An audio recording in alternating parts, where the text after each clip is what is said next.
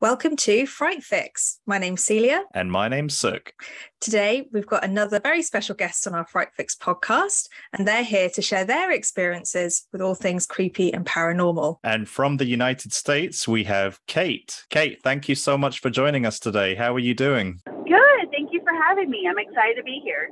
So, what story or what experience do you have to share with us and our audience today? So I would like to share my experience mainly about my daughter, but it kind of starts a little bit with my mom as well. So in our family, my mom always claimed that she has ESP, or is that extra sensitive to the paranormal and what's out there. And it seems that my daughter has also gotten the gift as well. And so some great examples of my daughter is like from a very young age, even when she was a toddler, like infant, she was always just very stoic.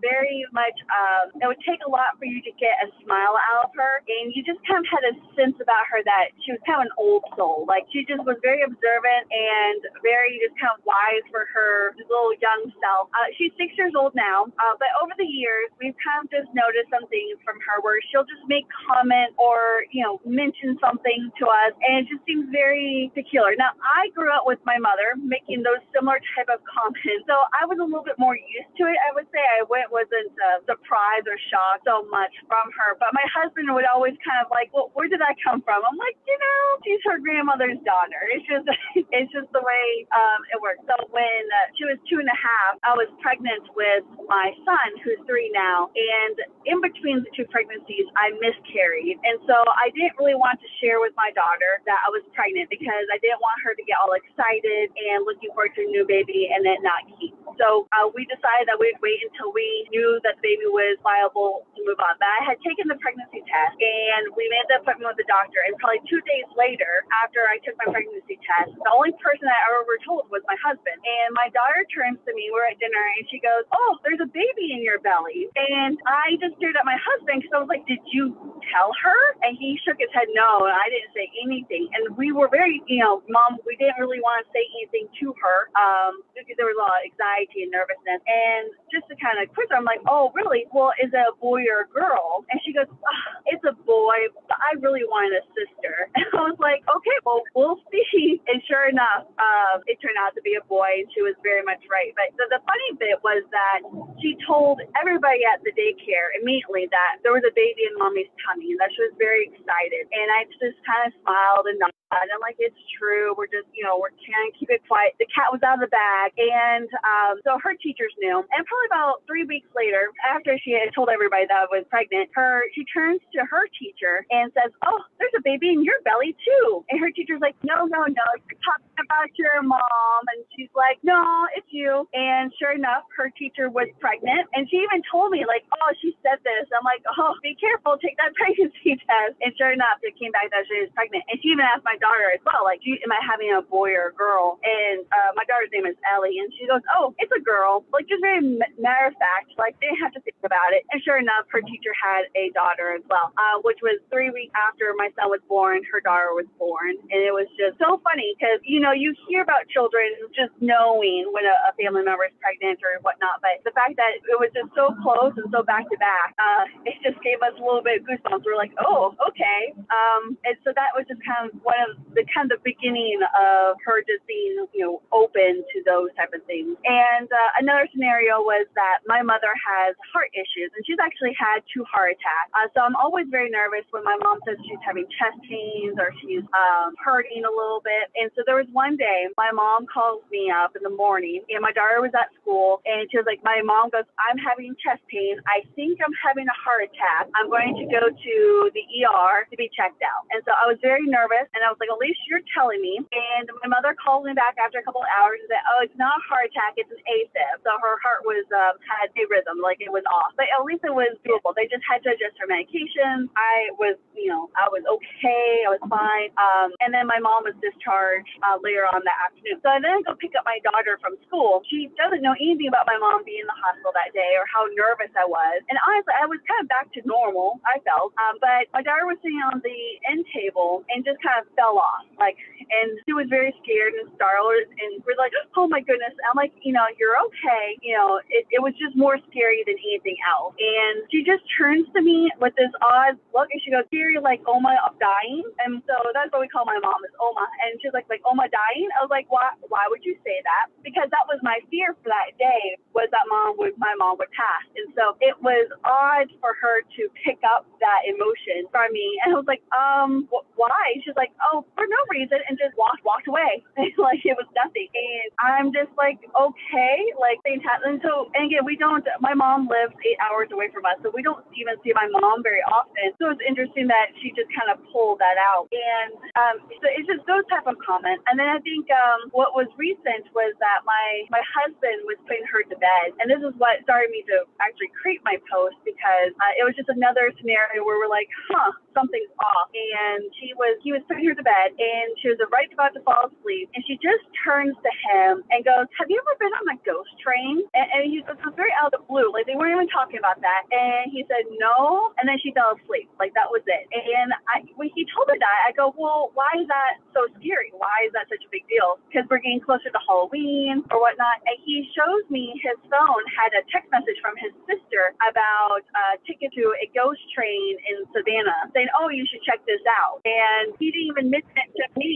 And he said he literally got that text message 30 minutes before bedtime and didn't share it with us because he was going to talk to me later. And so it was just so like, how does she know? Like, and I just smiled at him like, that's Ellie. Like, how just knows. A couple other things that I was talking to my husband, right? It's just very interesting at times. But my husband came up with two other examples that he wanted me to share. One was that, and these are both recent. These were probably within the last couple of months. We had some really bad storms roll through, and they were back to back. And so my daughter was very fixated on lightning. And she goes, "What happens if lightning strikes our house? What happens if lightning strikes a tree?" And she wouldn't let go. She goes, "What happens if it hits the tree in our backyard?" I go, "Well, then the tree may, break a limb or may catch on fire, but we would know and we would, take care of it." And she was like, "Okay." Well, the next day I went to work and my daughter went off to school, and we had very bad storm the next day as well. And next day, sends me a text message of a picture of our tree in our backyard, which was just snapped over. And he goes, "What did Ellie say about lightning again?" And I go, "Is that our tree?" And he's like, "Yes." I'm like, "Did lightning strike it?" And he's like, I don't know. And I don't know if lightning actually strike it because I wasn't there. But I was like, okay, well, at least she knew something was going to happen to the trees. But yeah, our tree snapped. It didn't hurt the house. It was just in our backyard. And I was just, that was another example where we were just like, oh, okay. More recently, probably about a couple of weeks ago, my husband took our daughter kind of out for a little walk, and they passed a little cafe that had one of those little blackboard chalk signs where you could kind of draw or write on. And so what she did, she took off the chalk and she drew a heart with the initials J and K on there. Nobody in our family, I'm K, but we don't have any J's in our family. And she just drew J and K. And she was with my husband, and he took a picture of it and sent it to me. And I'm like, "Well, why are you sending this to me?" He goes, "I haven't told her anything about our friends Justin and Katie getting married, and she just did this." And I go, "Oh."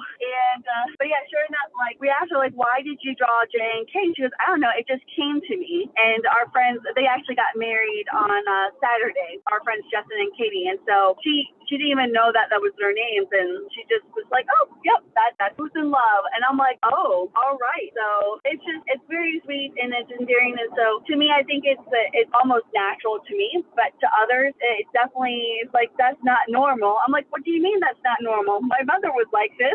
My daughter is like this." Yeah, that's honestly, the amount of things that she's said that have come true, it's not like a one-off, is it? She's completely right every single time. Right. And it's just, a lot of people would say, like, oh, it's just a coincidence, there's a possibility that she had a 50% guess. But I'm like, yes, but when it becomes no longer a coincidence, it becomes like a pattern. And I mean, I think the creepiest thing that she's ever done, to tell you the truth, is when probably about a year or so ago, she was going through that imaginary friend phase, and she had an imaginary friend and she named him No One, and she said that he was. I was like, why keep saying that you're talking to no one? Like, because I would hear her talking. I'm like, who are you talking to? No one. And it took me a while to realize that was the name of the imaginary friend. And I said, well, describe him to me. And she goes, well, he's no one because he's a shadow. He doesn't belong to anyone. And I was like, oh, okay. So, I mean, and he stuck around for about 6 months or so, and then just kind of stopped. And I asked my daughter, a while ago, like, whatever happened to him? And she goes, he just stopped showing up. I'm like, oh, okay. And I mean, and growing up, my mom always talked about the paranormal and her experiences. And so I've never said that we've ever encountered a ghost through Ellie or whatnot, but I would say that would be the closest thing where it gave goosebumps up and the hairs on my back and neck standing. I'm like, oh, well, let's not have any more imaginary friends like no one around. Like, could she have like witnessed or I don't know, got this from like the TV shows she watches or something, or like influenced by TV, do you think? I mean, she definitely tends to like spookier movies. I don't like her because she's 6, and I don't really like her watching too much of it. But I feel like, the fact that she would actually be talking to someone and the name was like No One, whereas she had like another imaginary friend who she said was like a fox, and like she could describe him, and I felt more comfortable with that than like kind of a shadow figure, because I was like, the last thing you want to see is a disembodied shadow walking around your house or something. Yeah. Right. So, I mean, I haven't seen any shadows around the house, and this house that we live in is fairly new. It's only 13 years old. So I wouldn't think it would qualify as a haunted house or whatnot, but it's just, you never know what, she comes across. And my mother thinks it's all linked together because on her birthday, my mother's birthday, she shares the birthday with her, and then the doctor that was delivering her was also her birthday. So my mom thinks that because there was 3 birthdays that's linked to her, that's what has tied her a little bit extra. And I'm like, interesting. So I didn't even know she'd had my grandmother's birthday, but she says, oh yeah, she has Grandma Jeannie's birthday, and that she's, destined to do great things, because her mother was a doctor, and she was like, she could even be a doctor. I'm like, well, we'll see, one step at a time, Mom. Like, I have so many questions. I don't know where to start. I mean, the first thing I'm thinking is, what's your daughter's kind of the way she says these things? Because I think you mentioned that she's kind of quite matter of fact about it, but does she ever get freaked out, or is this just something that she takes as totally normal?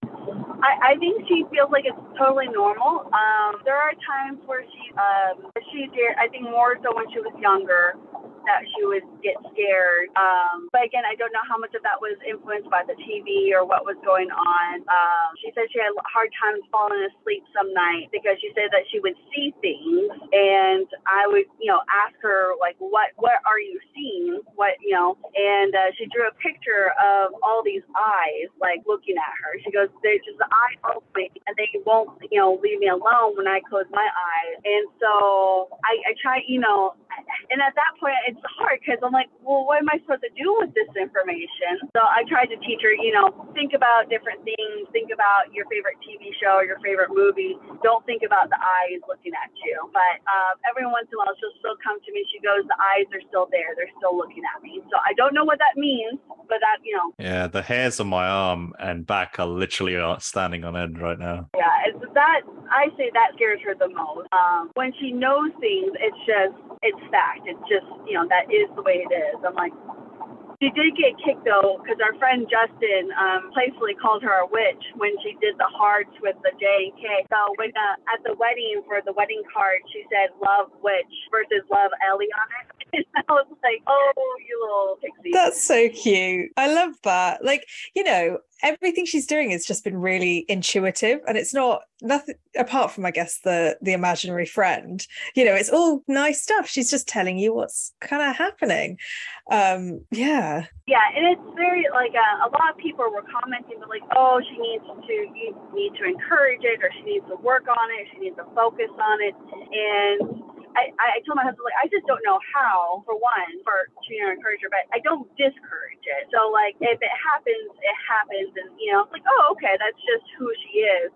But it was interesting to hear lots of responses from the post saying, oh, she should try to continue to work on it and work on that connection. And honestly, I don't know if that would be something she would want. But to me, I'm just happy with her just being a normal child. For me, it's just being happy and enjoying life and not want her to be freaked out or whatnot, but like, oh, these thoughts aren't normal, because to me they are, and I think to her they are, and I think my husband's gotten used to them. But it's so funny when he goes, oh, why would she say that? I'm like, I don't know, we'll find out. Yeah. I guess you're waiting for what's going to happen next, because you're like, well, we know she's probably right, so let's just see what materializes.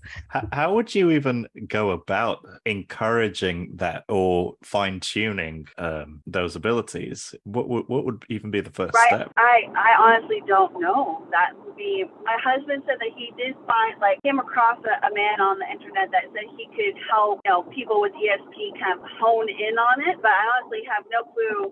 For my mother, my mother is very much of she's a fun person to begin with. She's raised Christian, but she's a science teacher and just very open-minded about everything, but she comes from a very logical standpoint. So to her, she's never wanted to hone down on her gifts or whatnot, and she's very much against any Ouija boards or any anything that could potentially bring in darkness, she was always against. And so to her, it's like because I talked to her a good bit about, I'm like, what is this normal? She goes, just allow her to be her, allow her to be a child, and if it decides to stick around, it'll stick around, and if it eventually fades, the older she gets, that's fine too. And that was reassuring, because it's not like we were going out seeking seances or whatnot, but interesting to know and comforting to know that this is just who she is.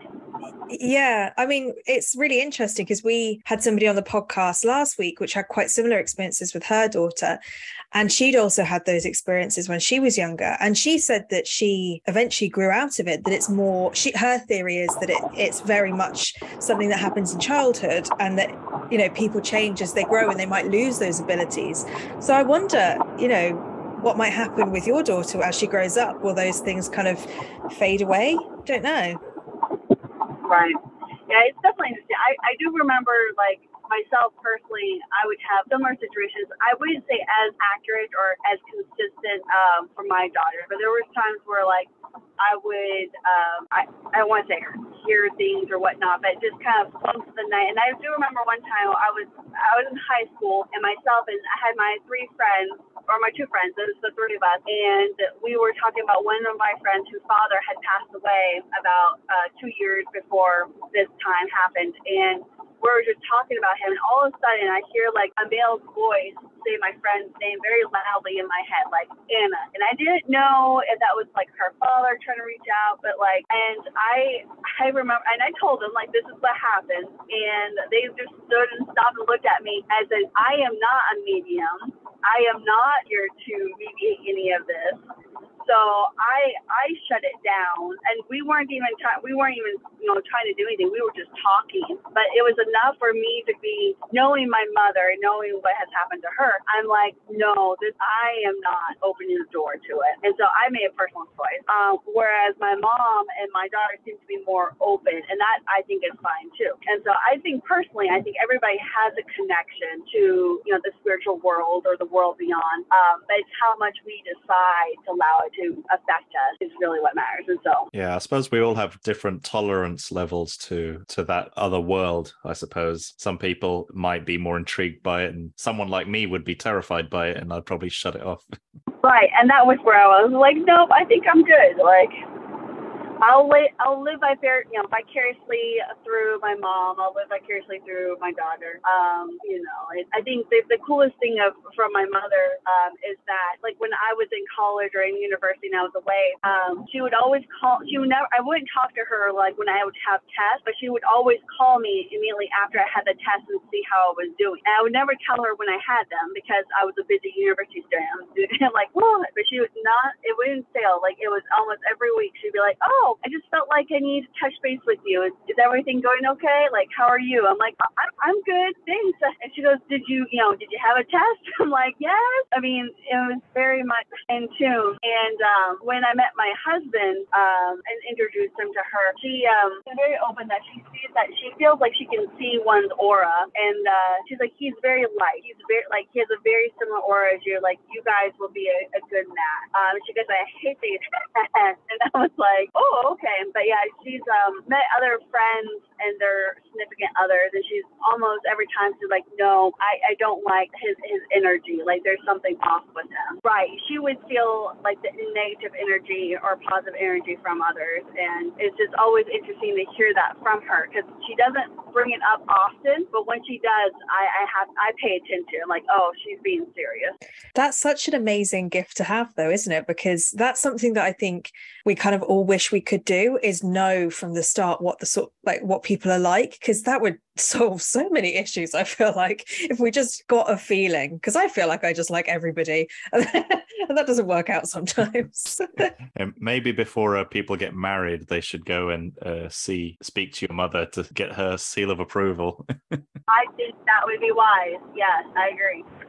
Kind of relieved to know with your daughter that a lot of her experiences with the paranormal seem to be quite safe, and that she's not in any danger. I mean, other than the scary shadow imaginary friend and the eyes, goodness gracious, I'm actually kind of glad that she's been quite safe. Like, when she's older and maybe she might forget some of this stuff, have you thought about whether you'd bring it back up and remind her of these experiences, or do you think you'd keep them locked away and hidden from her? Oh yeah, we're very open. I think she likes to hear about the part where she told us about her brother, because she doesn't really remember that. She was 2.5. It's like, oh, I knew it was Christian was in there. And that's my son's name, and I'm like, yep. And I think I would, bring this up, and if she goes, oh, you're just silly or whatnot, if she chooses not to believe anymore, that's up to her. But overall, I feel like she's very safe and very, loving. And even the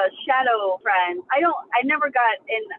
I never felt the presence. I never really felt like it was malicious or anything like that. So I really think it was just a temporary friend that was there to visit, and then that moved on. And my mother has a stronger sense of like feelings of darkness and dark energy, like I was mentioning, and I believe in her intuition. So she's been to our house several times, and I'm always like, do you ever sense anything? Do you feel anything here? And she's like, no, this is a happy house. You're okay. And it's always relieved, to hear that, because that's her goal, because she has experiences of, paranormal and seeing things and experiencing darkness that, that I believe that she did go through, because she has told me. But that's why she was so strict. Like, we're not doing the Ouija boards. No, you don't do seances. No, you don't do, because if you don't know what energy you would bring into your house. And I believe that. So we try to be as positive and loving and open-minded as possible. Oh, that's very reassuring. Like, that's the proper sensible route to take. And yeah.